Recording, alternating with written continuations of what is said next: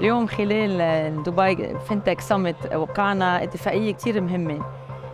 بترسخ الاتفاقيات اللي اوريدي نحن موقعينها مع شركة بلو باي من خلال تصدير أول بطاقة رقمية بالعراق، واللي لقت نجاح كتير كبير من خلال السنتين اللي مضيوا.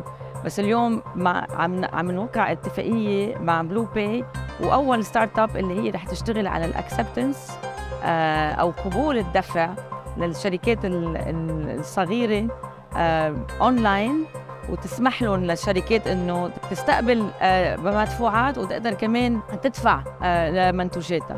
واحدة من أهدافنا اليوم هو دعم الشباب العراقي وتمكينهم بدخول السوق العراقي عن طريق أدوات الدفع الإلكتروني. اليوم نقدم إحنا حلول مختلفة.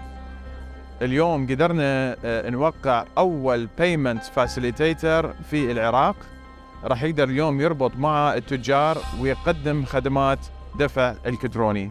وإن شاء الله إحنا مستمرين بخدمة الشركات الناشئة اللي تحاول تدخل بسوق العراق، وفي نفس الوقت خلق فرص عمل. اليوم وقعت شركتنا ويل بيمنتس مذكرة تفاهم مع شركة فيزا وبلو باي حتى نكون أول ميسر دفع بالعراق. هاي الشراكة حتمكن التجار الصغار اللي يبيعون على الإنترنت من خلال السوشيال ميديا حتى يتقبلون وسائل الدفع الإلكترونية داخل العراق. حجم التجارة الإلكترونية بالعراق هي حوالي 6 مليار دولار حالياً، متوقع أنه تنمو إلى 15 مليار دولار ب 2027. بس للأسف 3% من هذه هي دفع إلكتروني. فهاي الشراكة حتساعد التجار أنه يستخدمون حلول الدفع الإلكتروني ويوفروها لزبائنهم.